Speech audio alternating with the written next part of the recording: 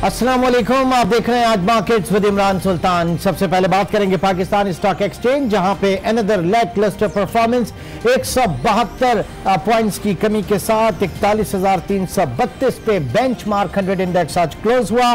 कुल 340 कंपनीज आज एक्टिव नजर आई, जिसमें 107 कंपनीज पॉजिटिव और 219 कंपनीज नेगेटिव साइड पे रही। डिक्लाइनिंग साइड थोड़ा सा हैवी रहा। अनचेंज कंपनीज की तादाद 14 रही, जिनके शेयर्स बगैर किसी तब्दीली के बंद हुए। वॉल्यूम 176 मिलियन शेयर्स, यहां पे आज हम देखें 17 करोड़ 7 लाख शेयर, जिनकी वैल्यू लगभग 7.98 ऑलमोस्ट 8 अरब रुपए इनकी वैल्यू रही। बिल्कुल आजकल जो हम देख रहे हैं कि रिवायती दिन पाकिस्तान स्टॉक एक्सचेंज में जिस तरीके के जा रही हैं पिछले काफी दिनों से, बल्कि काफी महीनों से अब हम कहेंगे, वही परफॉर्मेंस आज भी पाकिस्तान स्टॉक एक्सचेंज में। दूसरी जानिब केएचआई स्टॉक्स, जहां पे ब्रिंडेक्स 100 आज 21 पॉइंट्स की कमी और 21 पॉइंट्स की कमी के साथ 4,400 पे इंडेक्स क्लोज होता है with volume of 121 million shares. एक बड़ा सवाल पाकिस्तान स्टॉक मार्केट, एक जमाने में अब से 2 साल पहले वर्ल्ड बेस्ट परफॉर्मिंग मार्केट्स में इसका शुमार होता था।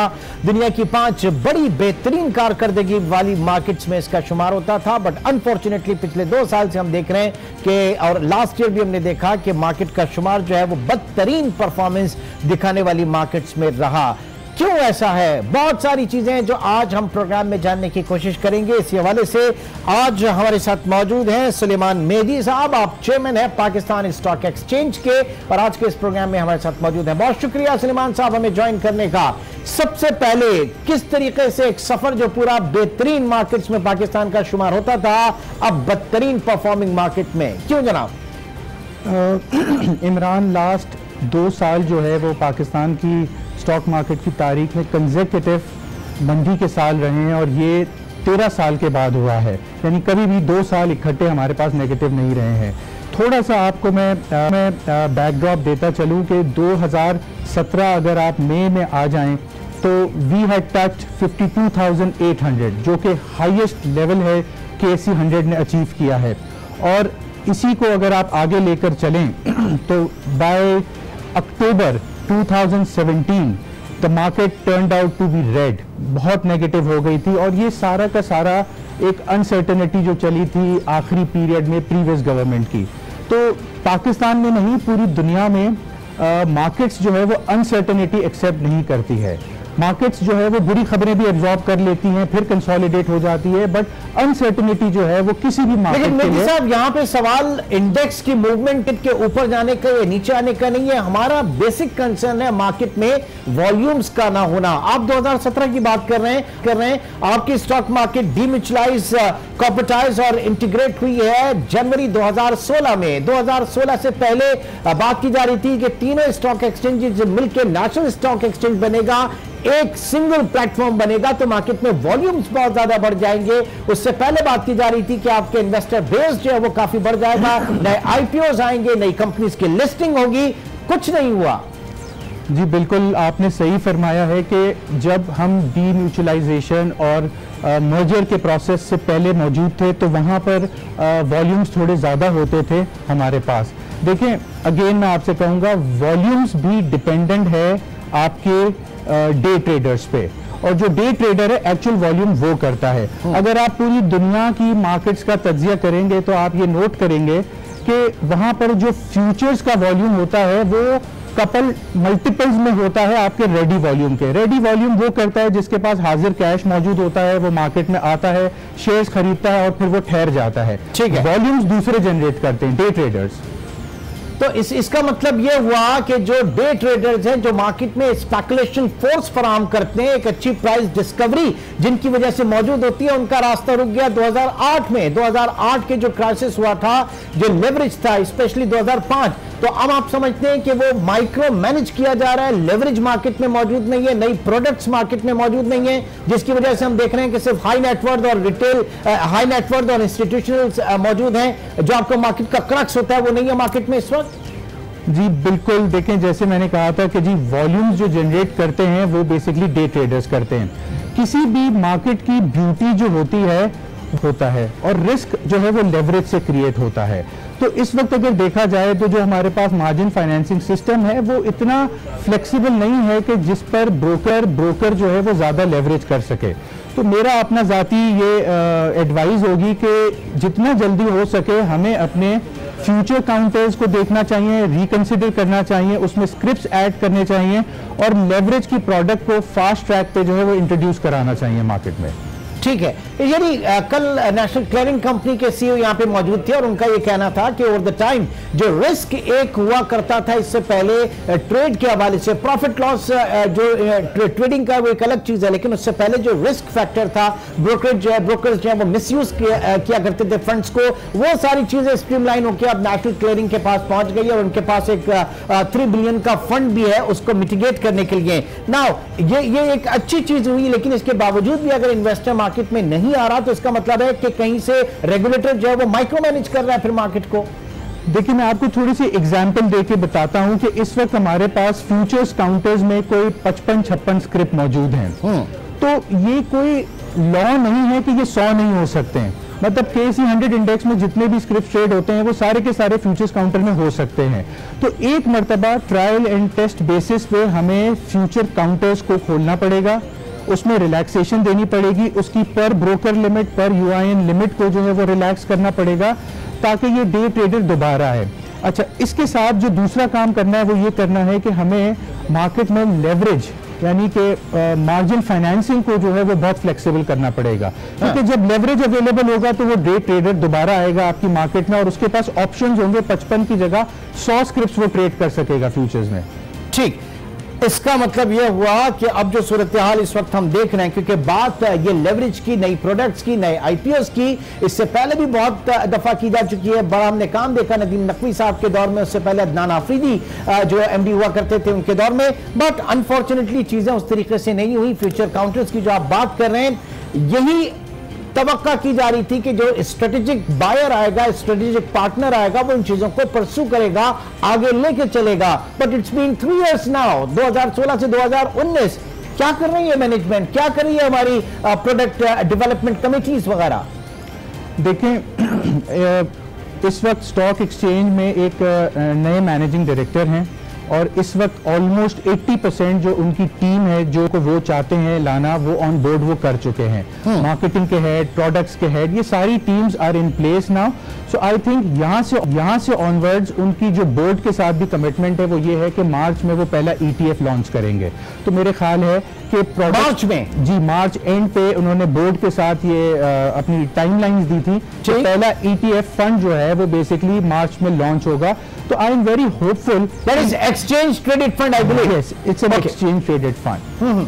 सो मेरी अपनी होप भी है कि जी इंशाल्लाह मार्च अप्रैल तक you will see a first new product. देखिए नए प्रोडक्ट से जो ज़्यादा इंपॉर्टेंट चीज़ समझने वाली है वो ये है कि लो हैंगिंग फ्रूट जो होते हैं ना मार्केट में, वो लेवरेज और फ्यूचर प्रोडक्ट्स होते हैं आपके। यहाँ से आपका वॉल्यूम जनरेट होता है और यहीं से PSX का रेवेन्यू भी जनरेट होता है।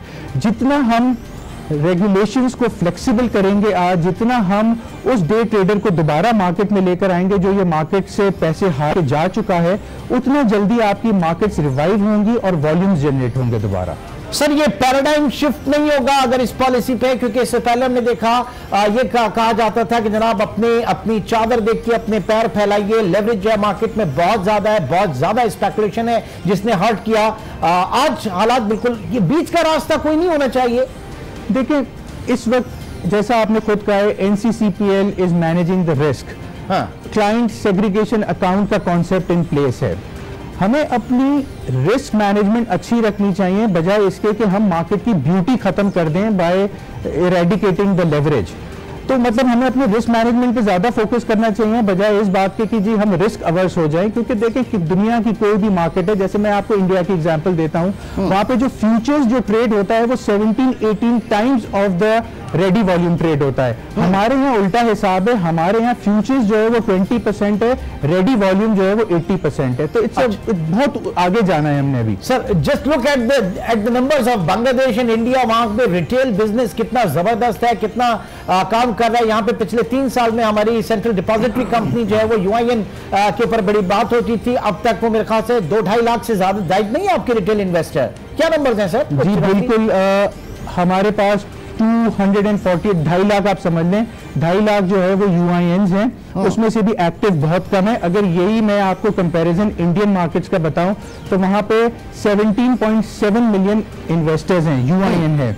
इसको कंपेरिजन 1,77 लाख जी, हमारे सिर्फ 2.5 लाख है, उनके 1,77 लाख। लेकिन इसका जो सही कंपैरिजन है वो परसेंटेज टर्म्स में होगा क्योंकि उनकी आबादी बहुत ज्यादा है। तो हमारे यहाँ it is 0.01% of the total population, whereas in India it is 1.3% of the population. So वो काफी आगे हैं हमसे। ठीक है, विद योर परमिशन सर आप हमारे साथ ही मौजूद हैं। नाज़रीन सुलेमान मेहदी साहब इस वक्त हमारे साथ मौजूद हैं। एक छोटे से ब्रेक की तरफ चलेंगे, ब्रेक के बाद भी बहुत सारी चीजें जो उनसे जाननी है हमें। एक छोटे से ब्रेक के बाद दोबारा मिलते हैं।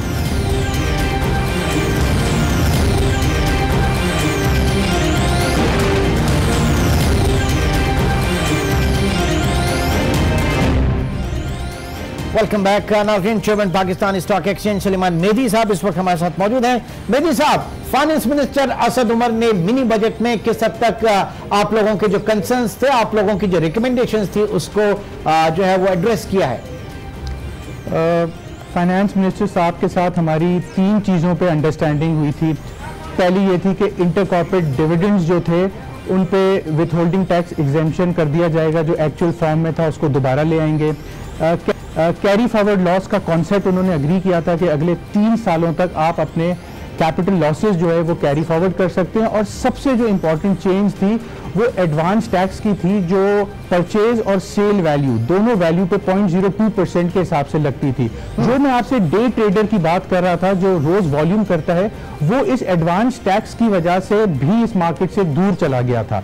मेरा ख्याल है वो तीनों चीज़ों पे अग्रीमेंट है और वो तीनों चीज़ें फाइनेंस बिल में नजर भी आई हैं। कुछ उसमें क्लैरिटी चाहिए इंटर कॉर्पोरेट डिविडेंड पे, वो हमने ऑलरेडी उन्हें लेटर लिखा हुआ है, but he has delivered on what ever he committed for the stock exchange. यानी अब आपको जो वेट है वो फ्यूचर्स मार्केट, फ्यूचर्स प्रोडक्ट्स के हवाले से है कि वहां से कुछ और जो है यकीनी तौर से एससीसीपी को भी उसमें देखना चाहिए रेगुलेशंस के हवाले से।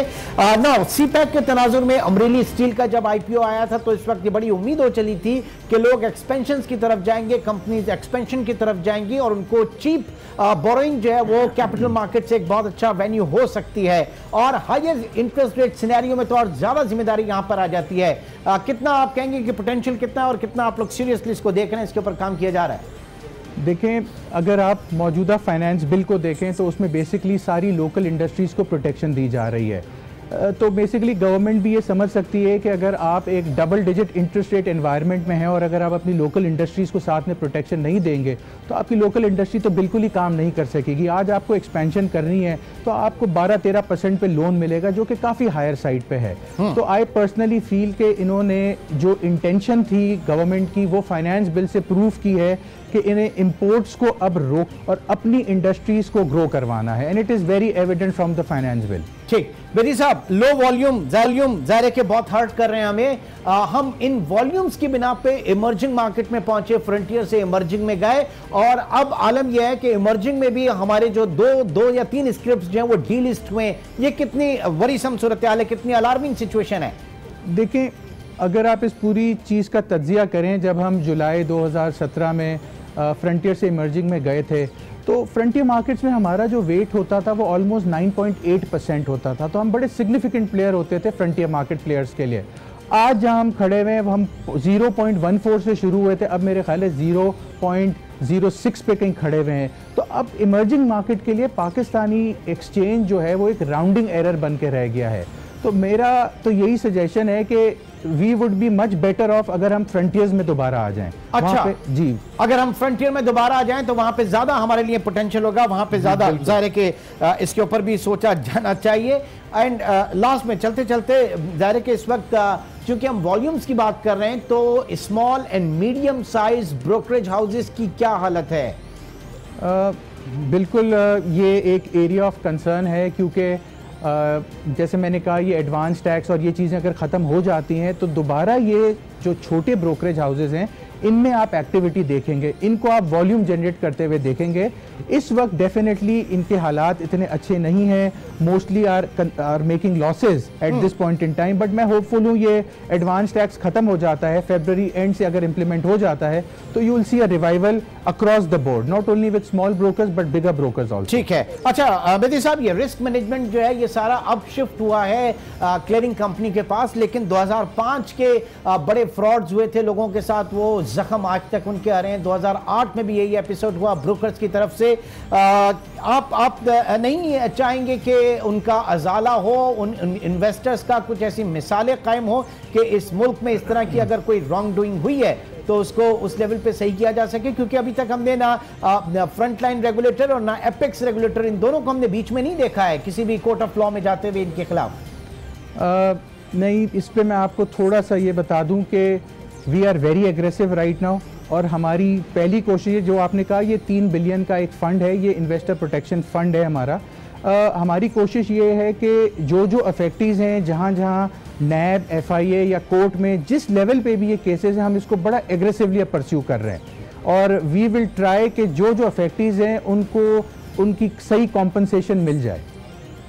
ठीक है जी, बहुत बहुत शुक्रिया। नाज़रीन, इस वक्त हमारे साथ मौजूद मेहदी साहब, चेयरमैन पाकिस्तान स्टॉक एक्सचेंज। आज उन्होंने ब्रीफ किया कि किस तरीके से वो आगे लेकर चलना चाह रहे हैं, जो रेगुलेटरी चीज़ें हैं, स्पेशली मार्केट में जो इस वक्त लिक्विडिटी क्रंच तो नहीं कहेंगे, लेकिन जाहिर के लिक्विडिटी रिटेल इन्वेस्टर्स के लिए नहीं है, वो लिक्विडिटी नहीं है, वो लेवरेज फाइनेंसिंग नहीं है जिसकी कमी है, और उस कमी को वो कमी जो है इस वक्त इस बिजनेस को जो है वो काफ़ी मुतासर कर रही है। इंशाल्लाह आपसे कल मुलाकात होगी। अपना बहुत ख्याल रखिएगा। अल्लाह हाफ़िज़।